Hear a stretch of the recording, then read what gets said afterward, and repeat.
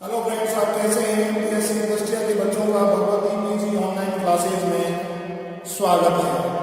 देखिए, इस वीक में हमारा टॉपिक जो चल रहा है वो साइक्लोएल्केन चल रहा है। यूनिट नंबर हमारी थर्ड है और इस यूनिट थर्ड के अंदर हमारा ये साइक्लोएल्केन जो है लास्ट टॉपिक है।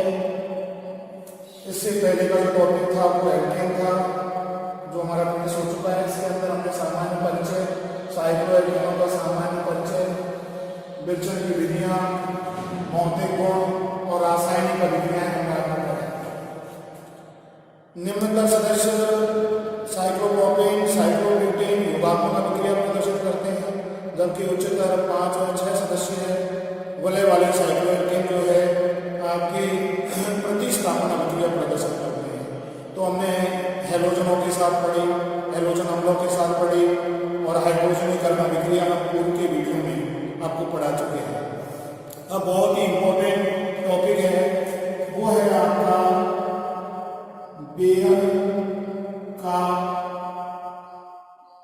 तनाव का सिद्धांत। बेयर का तनाव का सिद्धांत, बेयर का तनाव सिद्धांत या हम लिख सकते हैं बेयर का विकृतिवाद सिद्धांत। ये लीजिए, बेयर का विकृतिवाद सिद्धांत या बेयर का तनाव का सिद्धांत। देखिए, बहुत ही इंपॉर्टेंट है, कई बार यूनिवर्सिटी के एग्जाम के अंदर ये आ चुका है। देखिए, सामान्यतः है पहला पॉइंट हम पढ़ेंगे, सामान्यतः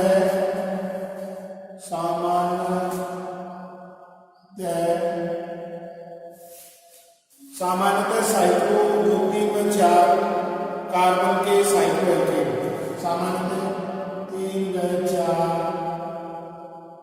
कार्बन की साइक्लोएल्केन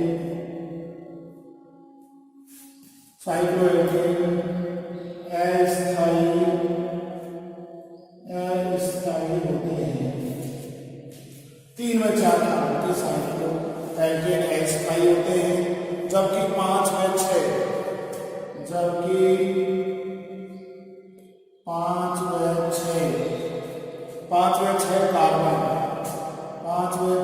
कार्बन की साइक्लोएल्केन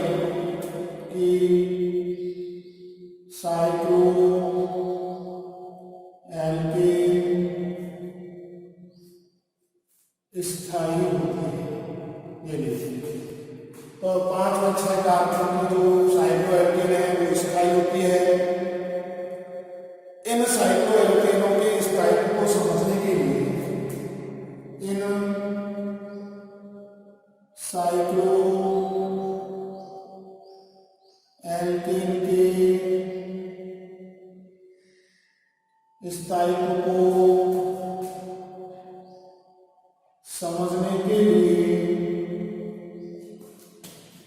समझने के लिए बेयर ने एक सिद्धांत दिया जो निम्न है। देखिए, सामान्यतः 3 व 4 कार्बन के साइक्लोएल्केन होगा साइक्लोप्रोपेन, साइक्लोब्यूटेन अस्थायी होते हैं, जबकि 5 व 6 कार्बन की साइक्लोएल्केन स्थायी होती है। इन साइक्लोएल्केनों के स्थायित्व को समझने के लिए बेयर ने एक सिद्धांत दिया था और बेयर ने एक सिद्धांत दिया और सिद्धांत के अनुसार देखिए कि साइक्लोएल्केनों में संतृप्त साइक्लोएल्केनों में संतृप्त कार्बन परमाणु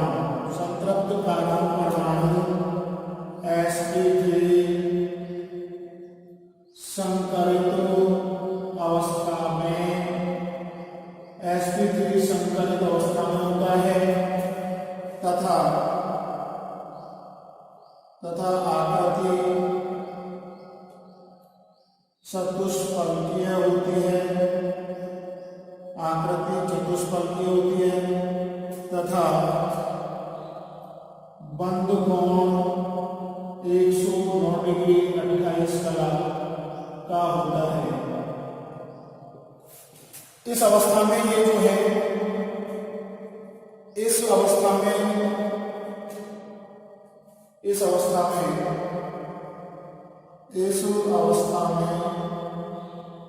यह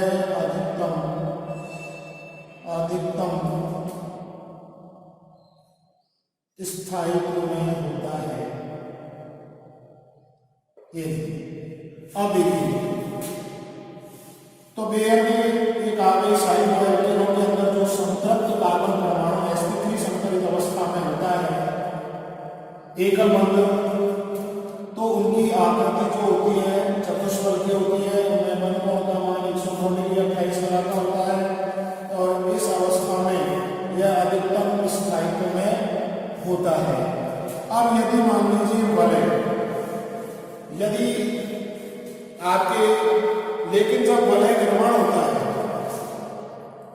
लेकिन जब वलय का निर्माण होता है, वलय का निर्माण होता है तो कुछ कार्बन परमाणु आपस में संयुक्त होकर, तो कुछ कार्बन परमाणु आपस में संयुक्त होकर वलय का निर्माण करते हैं। ये संयुक्त होकर वलय का निर्माण कर देते हैं। इस दौरान में बंध कोण के मान में इस कारण इनमें बंध कोण के मान में विकृति आ जाती है और इनके स्थायित्व का मान जो है, इनके स्थायित्व का मान कम हो जाता है, अर्थात तनाव का मान जितना अधिक होगा वलय उतनी अधिक अस्थायी हो गई। देखिए स्टूडेंट्सों, आज की वीडियो में हमारा बहुत ही इंपॉर्टेंट टॉपिक बेयर का तनाव का सिद्धांत या बेयर का विकृतिवाद सिद्धांत हमारा चल रहा है साइक्लोएल्केनों के अंदर। तो हम कह रहे हैं सामने करते हैं 3 व 4 कार्बन के साइक्लोएल्केन, 3 व 4 कार्बन साइक्लोप्रोपेन, साइक्लोब्यूटेन के कार्बन के साइक्लोएल्केन अस्थायी होते हैं, जबकि 5 और 6 कार्बन के साइक्लोएल्केन स्थायी होती है। इन साइक्लोएल्केनों के स्थायित्व को समझने के लिए बेयर ने एक सिद्धांत दिया जो निम्न है। साइक्लोएल्केनों में संतृप्त कार्बन परमाणु एकल बंध जिनके अंदर उपस्थित हो वो sp3 संकरित अवस्था में होते हैं तथा आकृति चतुष्फलकीय होती है, बंध कोण का मान 109 डिग्री 28 कला का होता है। इस अवस्था में यह अधिकतम स्थायित्व में होता है। लेकिन जब वलय का निर्माण होता है तो कुछ कार्बन परमाणु आपस में संयुक्त होकर वलय का निर्माण करते हैं। इस कारण से उनके बंध कोण के मान में विकृति आ जाती है, जिससे उनका स्थायित्व कम हो जाता है और स्थायित्व कम हो जाएगा, इसका मतलब उनके तनाव के मान में, तनाव का मान जितना अधिक होगा उतने ही वो अधिक अस्थायी होते हैं। तो इस प्रकार से वलय का जब निर्माण होता है, जैसे साइक्लोप्रोपेन, साइक्लोब्यूटेन, साइक्लोपेंटेन और साइक्लोहेक्सेन, तो इस प्रकार हमें बंध कोणों के मान में विकृति आ जाती है और विकृति आने के कारण वो अस्थायी हो जाते हैं और उनके तनाव का मान जो है जितना अधिक होगा वलय उतनी अधिक अस्थायी होगी। तो देखिए स्टूडेंट्सों, हम किस प्रकार से मान क्या करेंगे भाई, 3 व 4 जो साइक्लोएल्केन है वो अस्थायी होती है, इनमें तनाव का मान अधिक होता है, या 5 व 6 कार्बन के जो साइक्लोएल्केन है उनमें इस मान को ज्ञात करते हैं वो देखिए आपका बेयर के विकृतिवाद सिद्धांत के अंदर आपका सूत्र के माध्यम से देखिए हम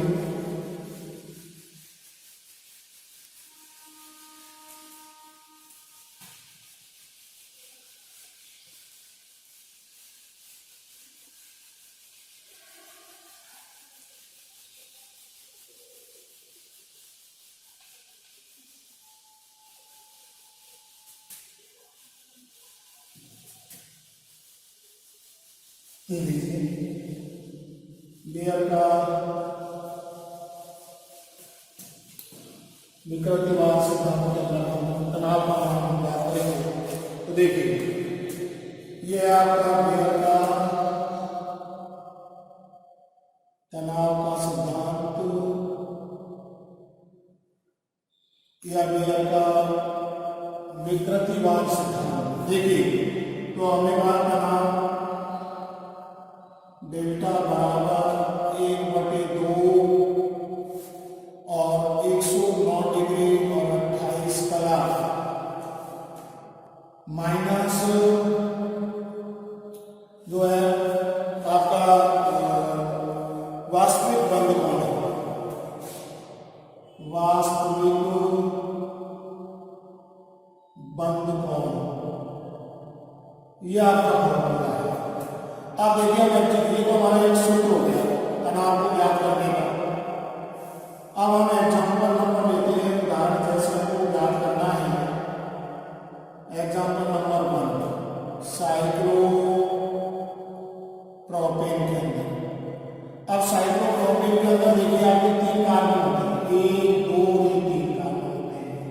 अब हम वास्तविक बंद कोण का मान ज्ञात करेंगे तो बंद कोण का जो फॉर्मूला है वो है 180 n-2/n। यहाँ जो है n बराबर कार्बन परमाणुओं की संख्या, n बराबर कार्बन परमाणुओं की संख्या हम साइक्लोप्रोपेन के लिए ज्ञात कर रहे हैं।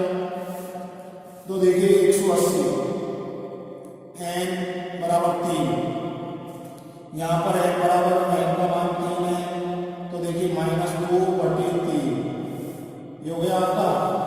अब इसमें देखिए आपका 3 में से आपका एक गया, एक बच गया बराबर 180/3 और ये आपका 60 डिग्री। ये लीजिए तो बंद कोण का मान हो गया हमारा, ये लीजिए। आप देखिए हम इस फॉर्मूले के अंदर आपका मान रख देंगे तो ये देखिए आपका तनाव यानी डेल्टा बराबर 1/2 और 109 डिग्री 28 कला माइनस आपका ये 60 डिग्री। आप देखिए इसमें जो हम ये जो है आपका 109 डिग्री और 28 जो कला है इसको अपन डिग्री में परिवर्तित कर रहे हैं तो हम 60 का भाग दे देते हैं और -60 ये आपका। तो देखिए ये हो गया आपका 2 से 14 वाली कट गया 30, 7 वाली कट गया 15। अब इसको हल कर लीजिए आप तो ये देखिए 1/2 और ये 109 डिग्री और ये हो गया आपका 7/15 -60। अब देखिए अब इसको यदि हम हल करते हैं तो देखिए तनाव डेल्टा बराबर ये हो गया 1/2 और ये हो गया 109 का 15 किया हमारा, 109 होने का 15 किया तो देखिए ये हो गया 1635।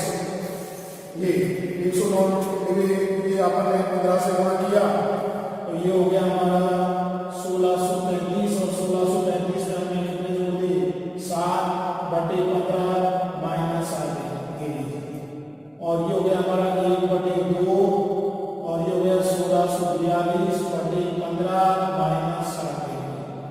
अब ये 15 का भाग दे दीजिए आप, तो ये हो गया 109 डिग्री पॉइंट।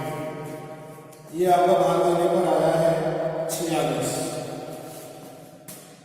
ये लीजिए आप इस 60 में से बाकी काट लो, तो ये कितना बच गया, 1/2 बराबर आपका बच गया कितना, ये बच गया आपका 49.60 डिग्री। ये हो गया 49.60 डिग्री।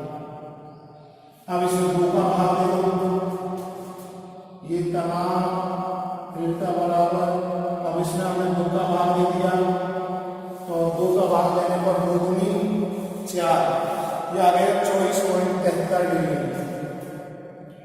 24.73 डिग्री। अब देखिए हमें इस 73 डिग्री को हमें जो है कला के अंदर बदलना है, घन के अंदर बदलना है। तो हम देखिए ये 73 डिग्री को 60 से हम गुणा कर देंगे, तो 4380 आ गया आपका, ये आ गया आपका 4380, और ये आपका 24 डिग्री पॉइंट 44 कला। इस प्रकार से ये कितना तनाव आपका जो आया है, ये आया है आपका साइक्लोट्रॉपिन के अंदर, इस प्रकार से देखिए। और जितना तनाव आएगा वजन उतनी ही अस्थायी होगी, उसके अस्थायी का मान। तो इस प्रकार से 24 डिग्री पॉइंट 44 कला इस साइक्लोट्रॉपिन के अंदर हमने बेयर का जो विकृतिवाद सिद्धांत पढ़ रहे हैं, इसमें कहा हमने सामान्यतः प्रोपेन, साइक्लोप्रोपेन या साइक्लोब्यूटेन सामान्यतः ये अस्थायी होती है, जबकि 5 और 6 सदस्य साइक्लोप्रोपेन, साइक्लोपेंटेन और साइक्लोहेक्सेन स्थायी होती है। तो इस प्रकार से हमने फिर से समझ लीजिए, आप देखिए बेयर का तनाव सिद्धांत, बेयर का विकृतिवाद सिद्धांत आप पढ़ रहे हैं, और इसके अंदर ये फॉर्मूला जो हम आगे पढ़ेंगे, तनाव इसको डेल्टा से जब करें, फॉर्मूला 109 डिग्री 28 कला चतुष्फलक के एकल बंद होते हैं, ये अपनी स्थायी अवस्था होता है। वास्तविक बंद कोण कितना है, तो उदाहरण हमने देखिए साइक्लोप्रोपेन के अंदर देखें 3 कार्बन होते हैं, वास्तविक बंद कोण हम क्या करते हैं 180 डिग्री n-2/n, यहाँ n बराबर कार्बन परमाणुओं की संख्या है आपकी, n का मान 3 कार्बन है, 180 डिग्री n-2/3, तो 1 बचा, 80 गुणा 1 किया तो 80 आया, 3 का भाग दे दिया इसमें, और देने पर ये हमारा 60 डिग्री आ गया। ठीक है, अब हमने इस फॉर्मूले में मान रख दिया, तो 1/2 109 डिग्री 28 कला माइनस 60, 109 डिग्री 28/60, इसको डिग्री में बदलने के लिए हमने 60 का भाग दे दिया, कला को या मिनट को हमने बदलने के लिए 60 का भाग दे दिया, और भाग देने पर देखिए ये 7/15 आ गया, इसको इससे गुणा कर दिया, गुणा करने पर 1635 आया आपका, प्लस 7/15 माइनस 60 डिग्री 1642 के अंदर 15 का भाग दे दिया, 109 डिग्री पॉइंट 46 डिग्री आ गया, इसमें से हमने इसको घटा दिया, तो यह आ गया आपका 49.46 डिग्री। तो इस प्रकार से, और अब इसमें देखिए हमने 2 का भाग दे दिया, 2 है आपका, तो यह आपका 24.73 डिग्री आ गया। अब इस डिग्री को कला के अंदर बदलने के लिए हमने 60 से मल्टीप्लाई कर दिया, 4380 आ गया, एक अंक हमने बढ़ा दिया, तो यह आ गया 24 डिग्री 44 कला साइक्लोप्रोपेन के अंदर। तो इस प्रकार से देखिए, इस पर बहुत ही सरल सवाल है आपका। अब इसी प्रकार से हम जो है साइक्लोब्यूटेन के अंदर भी हम ज्ञान कर सकते हैं। देखिए अगला उदाहरण जो है एग्जाम्पल नंबर 2 हम आपको बता रहे हैं, वो है आपका साइक्लोब्यूटेन। अब साइक्लोब्यूटेन के अंदर कितने कार्बन आ जाएंगे आपके, 4 कार्बन आ जाएंगे, या आपके 4 कार्बन आ गए। अब हमको वास्तविक बंद कोण का मान ज्ञात करना है, तो n बराबर यहाँ कितने हो गए, ये 4 हो गए, और देखिए यहाँ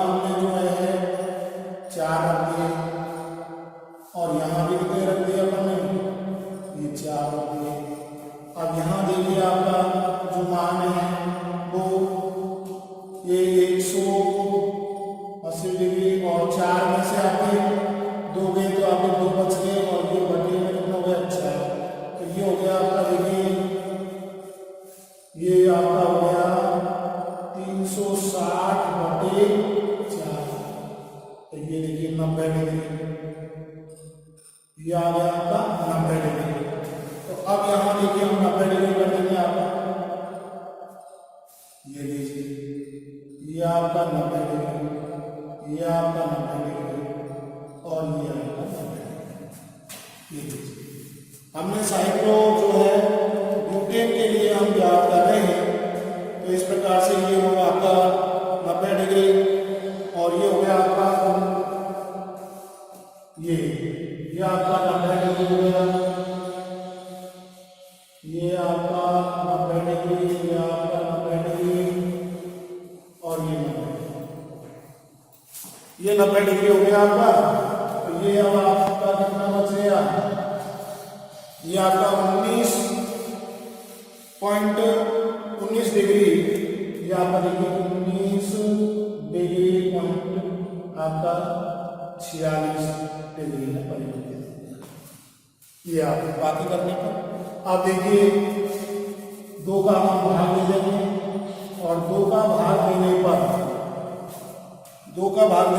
9 डिग्री आपका 9 डिग्री और 73 डिग्री आपका। तो इस प्रकार से आप देखिए इसको हमने फिर से आपने कला के अंदर परिवर्तित करने के लिए 9 डिग्री और ये हो गया आपका 44 कला।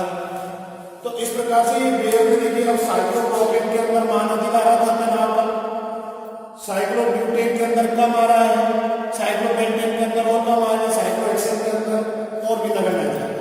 तो इस प्रकार से हम नहीं पढ़ रहे थे शुरू में, आपको सिद्धांत के अंदर थ्योरी के अंदर ये बताया था कि कार्बन संख्या 3 और 4 जो है सामान्यतः साइक्लोप्रोपेन और साइक्लोब्यूटेन वो अस्थायी होती है, साइक्लोपेंटेन और साइक्लो स्थायी होती है।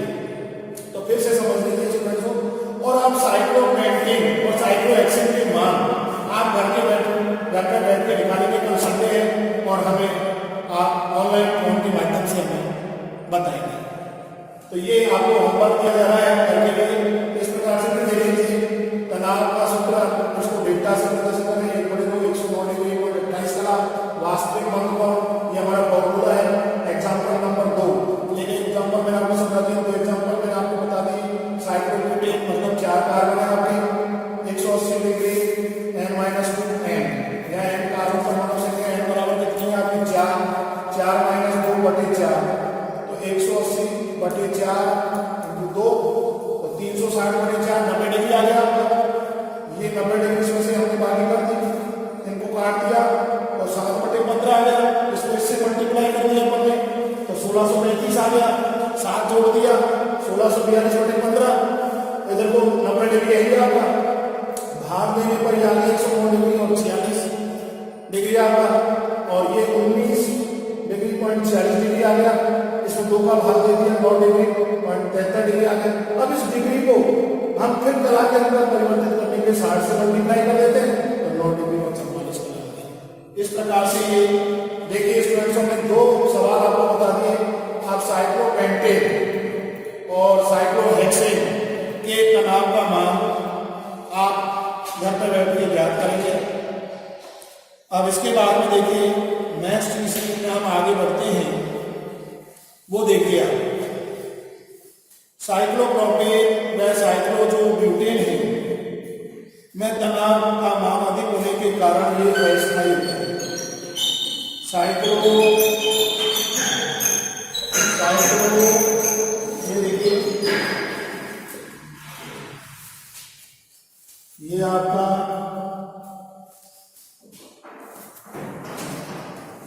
साइक्लोप्रोपेन में साइक्लोब्यूटेन में साइक्लोप्रोपेन में साइक्लोब्यूटेन में तनाव का मान अधिक होने के कारण ये अस्थायी होते हैं। साइक्लोप्रोपेन में साइक्लोब्यूटेन में तनाव का मान अधिक होने के कारण ये अस्थायी होते हैं। साइक्लोपेंटेन में साइक्लोहेक्सेन में तनाव कम हो जाने के कारण साइक्लो आपके पेंटेन, साइक्लोपेंटेन व साइक्लोहेक्सेन में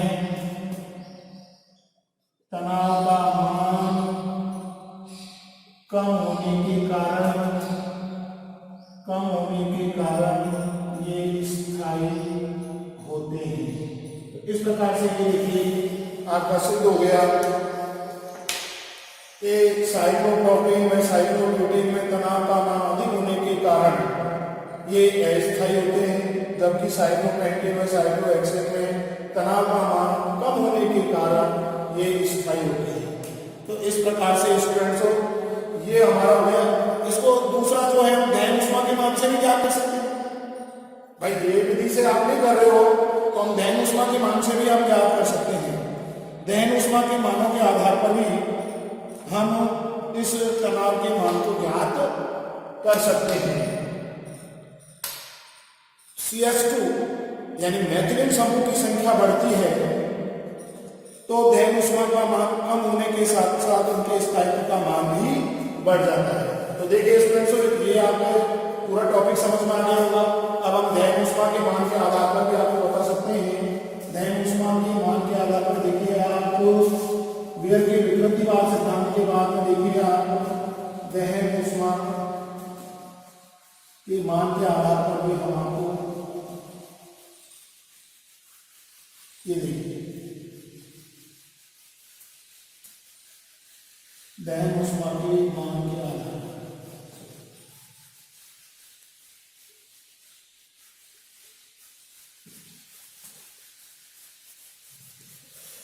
तो दहन ऊष्मा के मानों के आधार पर भी उनके स्थायित्व को दर्शाया जा सकता है।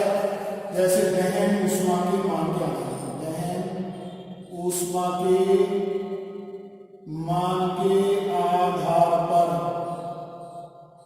देखिए नंबर 1 है आपका cyclopropane, number 2 cyclobutane, number 3 cyclopentane और साइक्लोहेक्सेन। तो इसमें CH2 समूह की संख्या बढ़ती जाती है तो दहन ऊष्मा का मान है वो कम होता जाता है, इनके स्थायित्व का मान बढ़ता जाता है।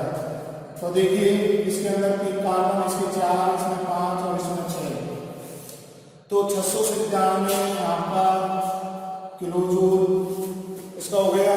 685 आपका देखिए घटता जा रहा है और 685 के बाद में 664 आपका रह गया 664 किलोजूल और ये हो गया 659 किलोजूल। तो देखिए हम जो नीचे की तरफ आ रहे हैं CH2 समूह यानी मैथिलीन समूह की संख्या बढ़ती जा रही है तो इनकी दहन ऊष्मा का मान भी बढ़ता जा रहा है तो इनके स्थायित्व का मान भी बढ़ता जाता है। तो इस प्रकार से स्टूडेंट्स को आज हमने बहुत ही इंपॉर्टेंट टॉपिक आपको बेयर का विकृतिवाद सिद्धांत बताया कि सबसे अधिक स्थायित्व कब होगा, जब उसके अंदर संतृप्त एकल बंध उपस्थित हो, उनके बंध कोणों का मान 109 डिग्री 28 कला हो, sp3 संकरण हो, आपका चतुष्फल की आकृति हो। लेकिन जैसे वलय का निर्माण होता है तो उनके स्थायित्व का मान कम होता जाता है। जो हमने बेयर के विकृतिवाद सिद्धांत तनाव के सिद्धांत से हमने फॉर्मूले के माध्यम से आपको बताया। दूसरा दहन ऊष्मा के आधार पर भी हमने आपको बताया जो मान घट रहा है तो उनके स्थायित्व का मान भी बढ़ता जाएगा। तो आज के वीडियो में स्टूडेंट्स हम इतना ही पढ़ेंगे। अगले वीडियो में हम आपको अगला टॉपिक पढ़ाएंगे। धन्यवाद।